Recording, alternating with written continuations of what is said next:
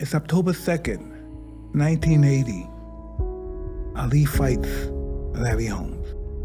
We go to Albany, New York. We live in Catskill. We go 30 miles north to Albany, New York, and we watch it on pay-per-view. After the fight, we got in the car. No one talked. So we drove 30 miles back to Catskill. We all opened the door. We all went to our rooms. We never talked. The next morning, Cus is on the phone with Muhammad Ali. Cus is calling Larry Holmes so bad. How do you let that bum hit on you, Chad Ali? How do you the bum? Why you let that bum beat on you? Cus he's almost getting sensitive, emotional. Why is the bum almost crying? He's a bum. Why you let him hit you? Why you let him beat her? So I talked to Ali on the phone. Said, when I get big, I'm gonna get him for you. I'm gonna revenge you. I'm gonna restore your honor. After a career outlasting and enduring some of the hardest punchers and some of the most brutal fights, Ali had finally fallen off completely. He had trouble coordinating the muscles he used in speech. The Parkinson's had begun to take hold. His kidneys were failing.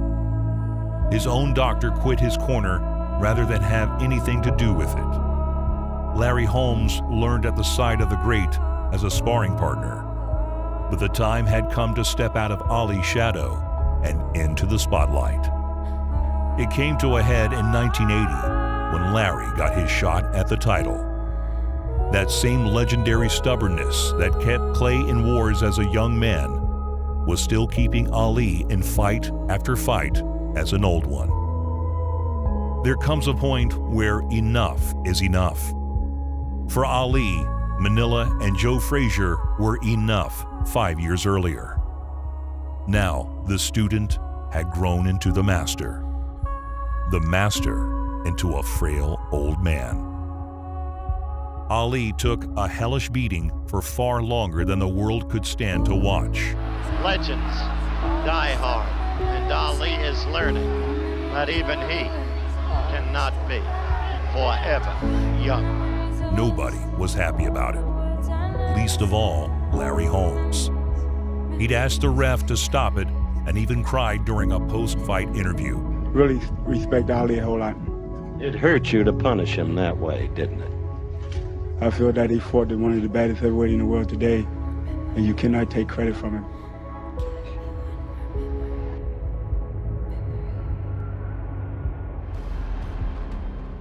The love for Muhammad Ali overflowed out many eyes that night.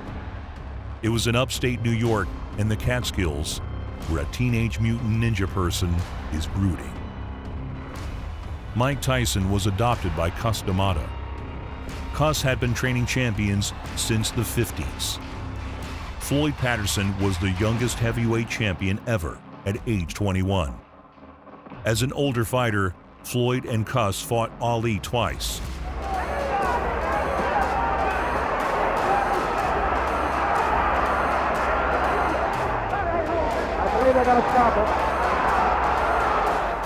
Falling short both times.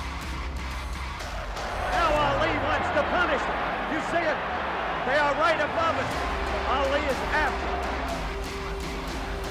Less than a half. Oh, now, the minute Patterson lands a blow, Ali punishes him, stopping the fight. Patterson doesn't want it stopped. But they're right, they're stopping it for the protection of the lad himself. Ali was stripped of his title for refusing to fight in Vietnam. Badly in need of money, an idea hits him. Ali calls Cus. They create a documentary called AKA Cassius Clay, which was 2 hours of Cus and Ali verbally sparring over hypothetical fights between Ali and past champions.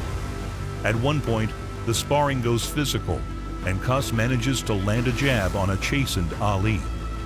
Cus told Ali he'd lose to Joe Frazier. As usual, Cus was right.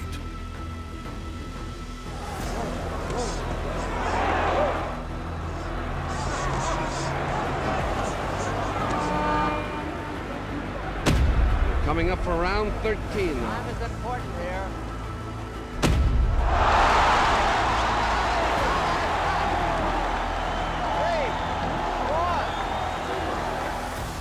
Again, Ali calls Cus. This time, from a hotel in Zaire, the night before his immortal performance in the Rumble in the Jungle. In a rare moment of shaken confidence, Ali asked his old friend how to handle the wrecking machine. Cus told Ali bullies don't like getting stood up to. He told Ali to hit Foreman hard early to get his respect.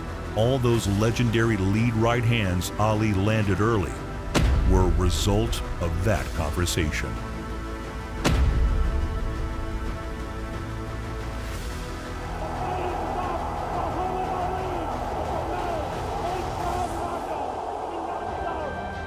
Back in 1980, the morning after the most tragic fight where nobody died, Ali calls his old friend once more. Mike overhears Cus getting emotional. I'm on the phone, I'm crying, and he was saying, but I said, when I get big, I'm gonna get him for you, I'm gonna revenge you, I'm gonna restore your honor. From that moment on, Mike Tyson was focused on nothing but beating Larry Holmes like a dog in the street. Under Cus's perceptive gaze, Tyson perfected the peekaboo style. It was a style made for Tyson 30 years before he was alive. It emphasized head movement and pressure-based counterpunching. It allowed a shorter man to get up close and murderous on the inside. At the time, the heavyweight division was full of tall jabbers.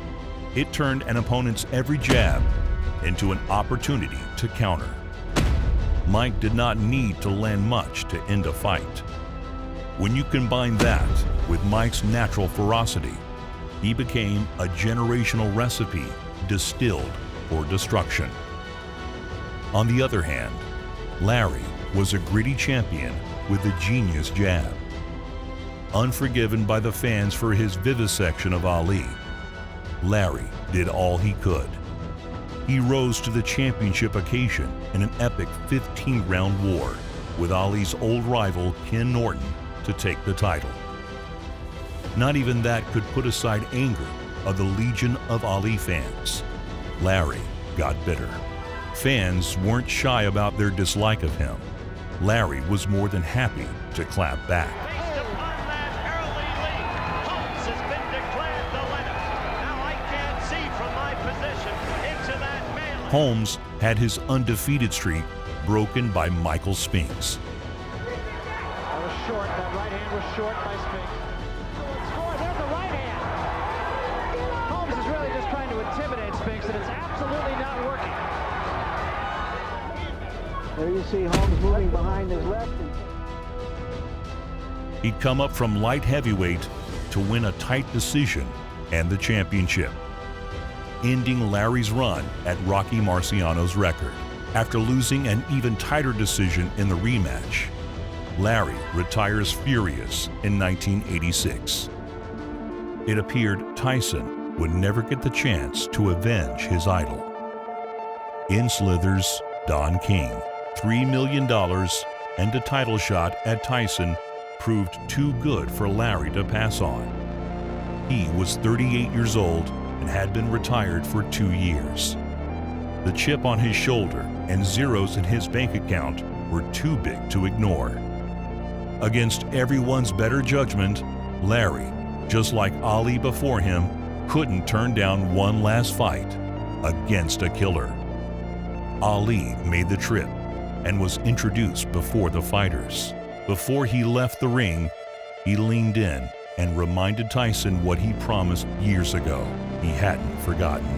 And then January 22nd, I'm fighting him, and then Ali comes into the ring and says, get him for me. He's going to be in there with a beef. I'm an experienced professional fighter. I am no kid. I do not play. So if he wants to fight any way he wants to fight, I am capable of fighting any way anybody wants to fight. Tyson took his first chunks out of Larry's ribcage as he tried to circle off the ropes.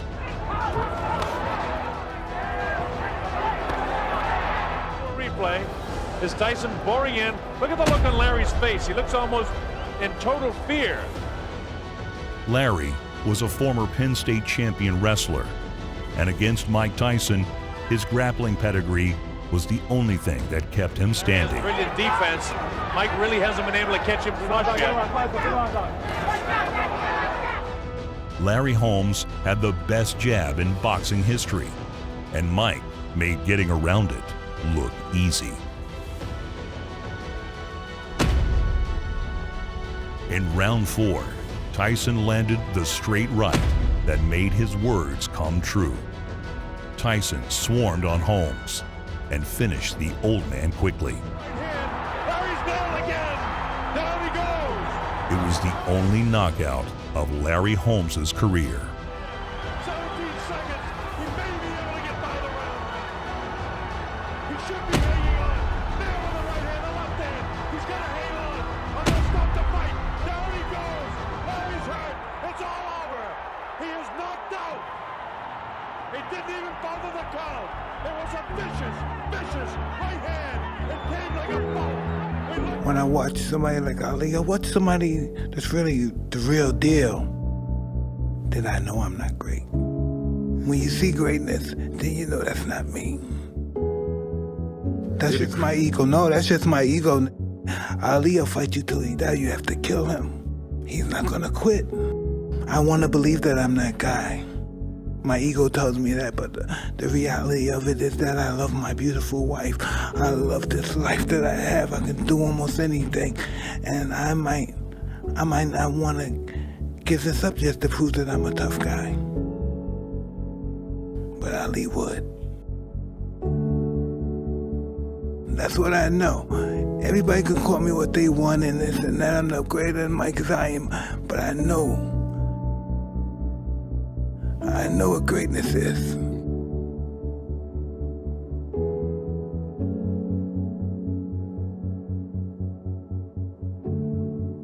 I know what real greatness is.